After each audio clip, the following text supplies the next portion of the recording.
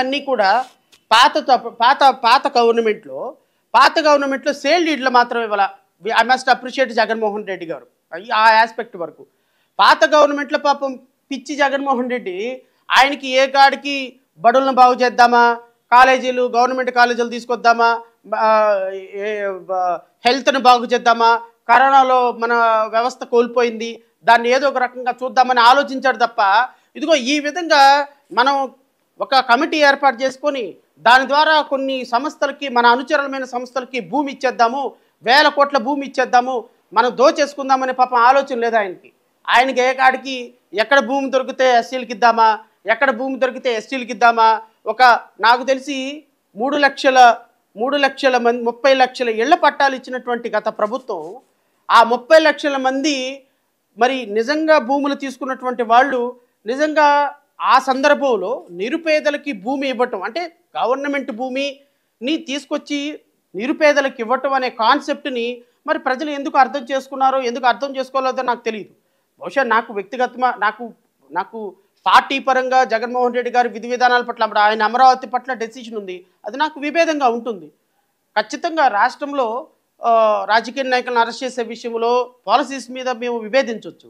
కానీ జగన్మోహన్ రెడ్డి గారు ఈ రాష్ట్రంలో విద్యని, వైద్యాన్ని, నిరుపేదలకు సంబంధించినటువంటి సంక్షేమ పథకాలను ఇంప్లిమెంట్ చేయటంలో ఈ దేశంలోనే ఒక మంచి పరిణతి చెందిన ముఖ్యమంత్రిగా నేనైతే అభివర్ణిస్తాను. 30 లక్షల మందికి ఇళ్ల పట్టాలు ఇచ్చినటువంటి ముఖ్యమంత్రి గత ప్రభుత్వంలో ముఖ్యమంత్రి. నాకు తెలిసి గత ప్రభుత్వం ఈ విధమైనటువంటి పాలసీస్లో ప్రభుత్వ భూముల్ని కార్పొరేట్ సంస్థలకు దారాదత్తం చేసే కార్యక్రమం అయితే నేను చూడలే. ప్రభుత్వ భూములను పేదలకు పంచిపెట్టడం మంచిదే, తప్పే ఉంది. ఒక సామాన్యుడికి 1 సెంటు భూమి వచ్చిందంటే జీవితంలో నా జీవితంలో నేను 1 సెంటు భూమికి ఓనర్ అవుతానని ఒక రిక్షా అన్న అనుకోడు కదా. నా జీవితంలో నేను 1 సెంటు భూమికి ఓనర్ అవుతానని ఒక ఇంట్లో పనిచేసే అక్క అనుకోదు కదా.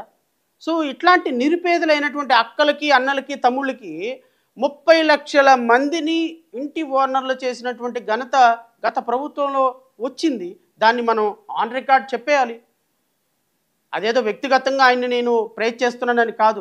అంటే గత ప్రభుత్వాన్ని ఈ ప్రభుత్వాన్ని కంపేర్ చేసినప్పుడు గత ప్రభుత్వం is a committed for poor people. అయితే వాళ్ళు పరిశ్రమల మీద కాన్సన్ట్రేట్ చేయలేదు, అది కూడా నేను విమర్శిస్తా.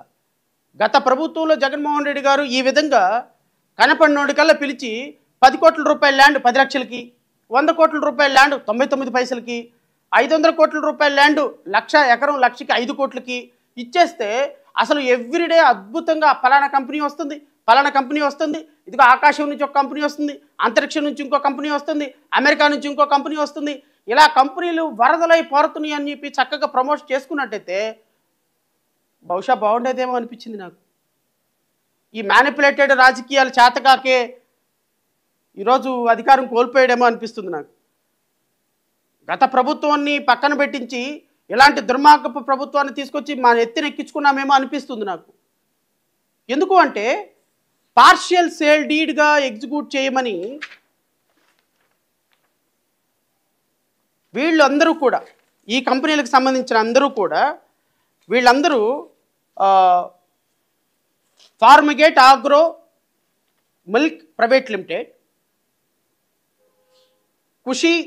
కృషి industries, Kanakadurga fabrications, Siddhartha innovatory, RR chemicals, NKV home depot, scenery health care, Skyra technologies, Wipro limited, Shavan shipping services, Shavan అంటే నేను కాదు, shipping services, Grasim industries private limited, Ashok Leyland, Wington mobiles, colour grips, ఈ కంపెనీలన్నిటికీ కూడా వీళ్ళు ఇచ్చినటువంటి